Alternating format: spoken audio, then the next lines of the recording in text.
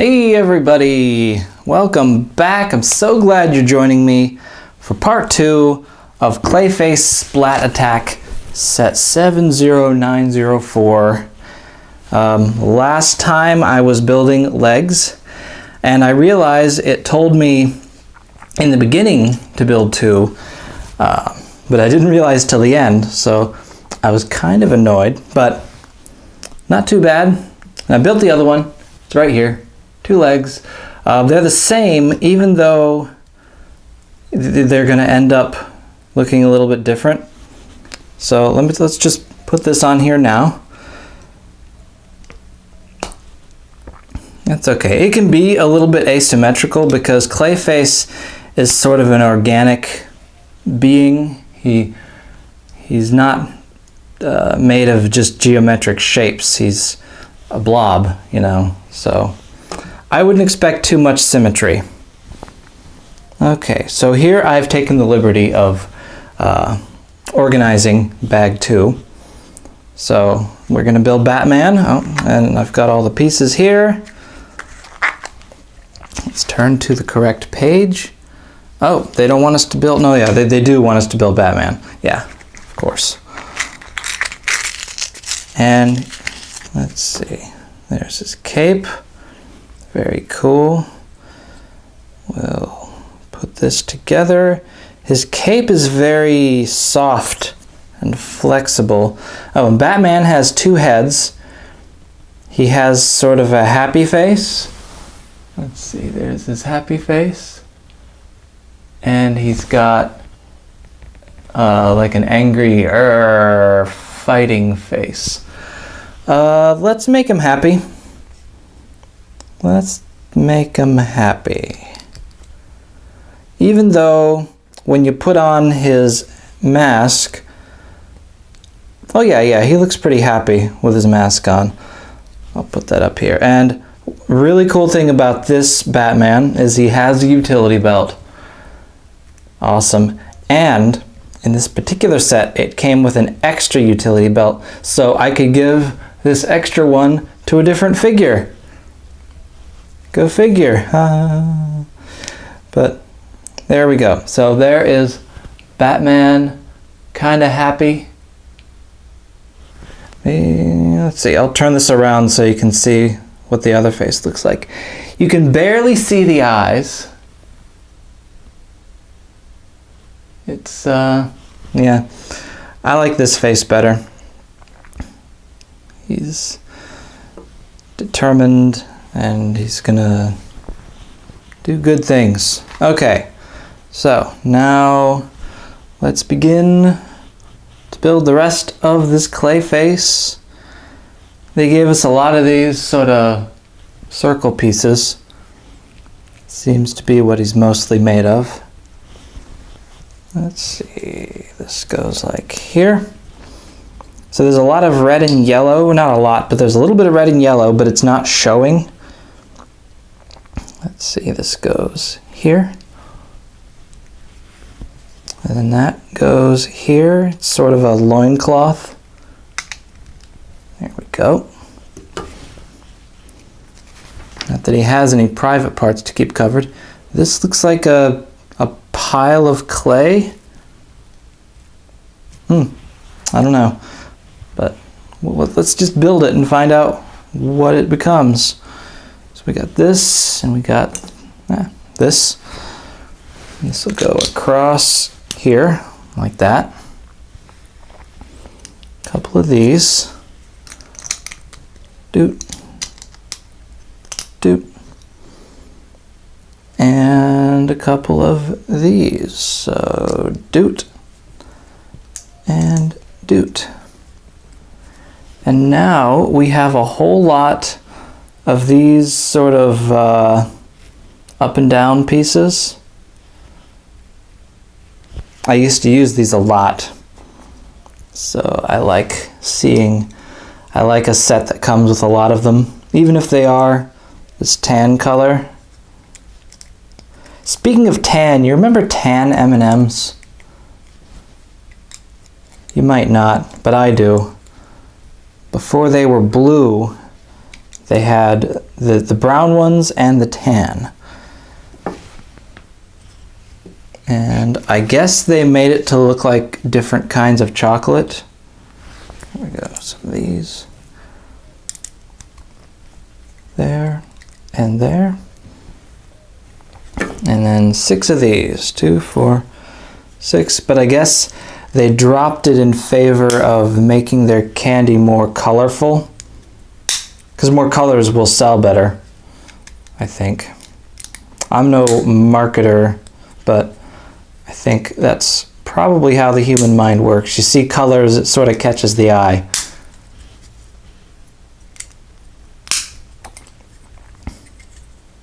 Okay, so Clayface here, he doesn't really catch the eye much, but he's not trying. He's not trying to win any beauty contests. There we go. And then these all go down. Oh, maybe this is like his chest. Oh, that would make sense. Here, a couple of these. This goes here. This goes... Oh, that's weird. So here and here? Yeah. Strange. Okay. What else? What else we got? One of these goes between them. Okay, so it sort of stabilizes those pieces a little. 3 of these. He's looking real gloppy.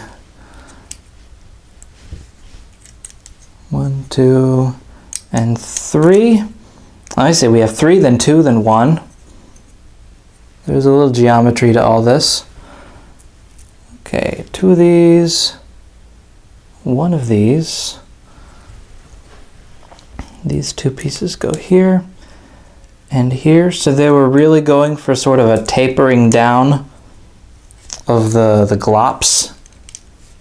And I think they achieved that pretty nicely. Okay, so now these aren't really flexible anymore. They're just at an angle. So that's cool how they did that. There we go. Now we move to the other side where we may or may not do it the same way. Personally, I would, but this is how they decided to do Clayface. This is a different artist's interpretation of Clayface. And that's the cool thing about these comic book characters. Different artists will portray them differently, and different writers will give them sort of different roles within the narrative. So the characters themselves are a bit like Clayface. They transform.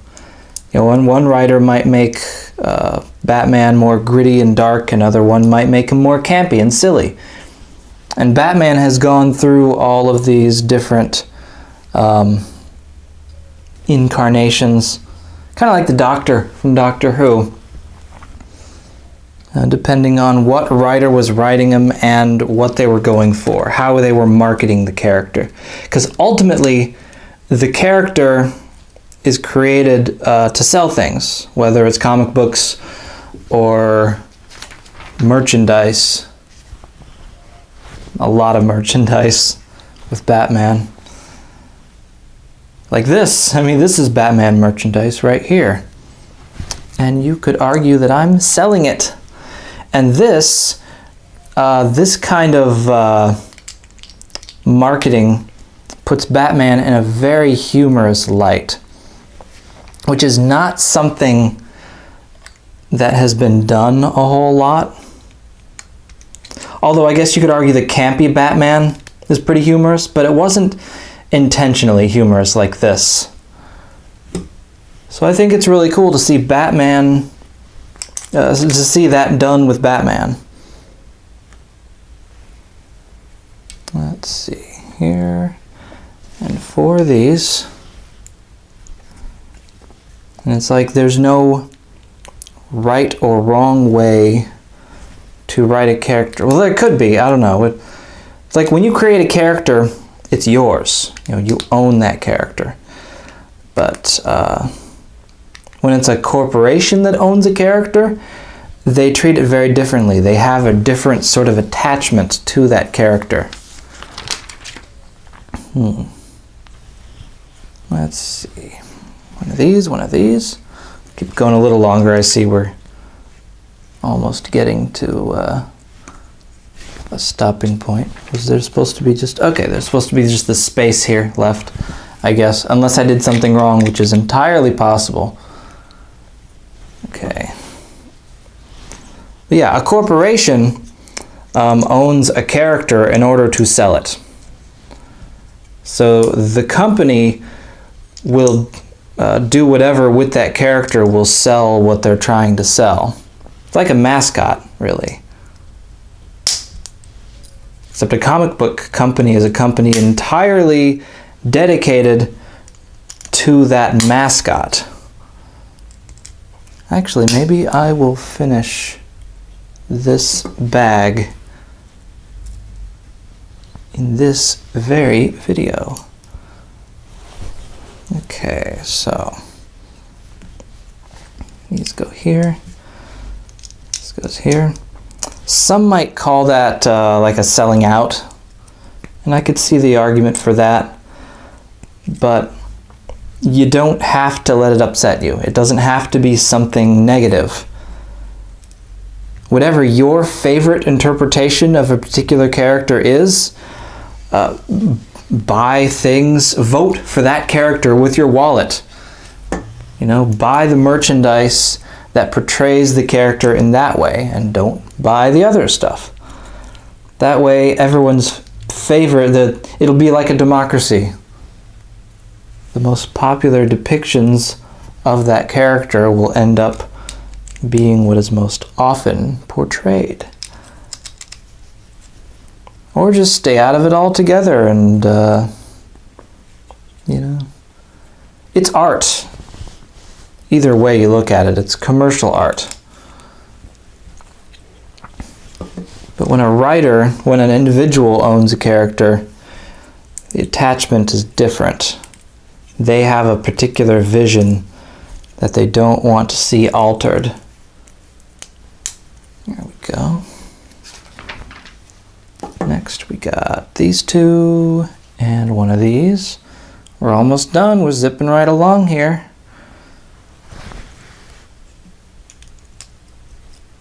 There.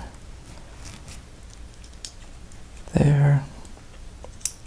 And there. Yep. Yep.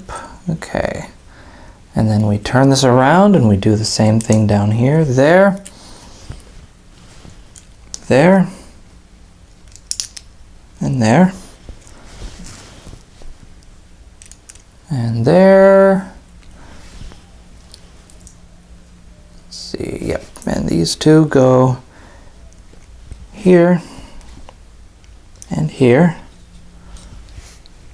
And so we have two extra nubs. And this goes up here, like so. This is a fairly solidly built dude right here.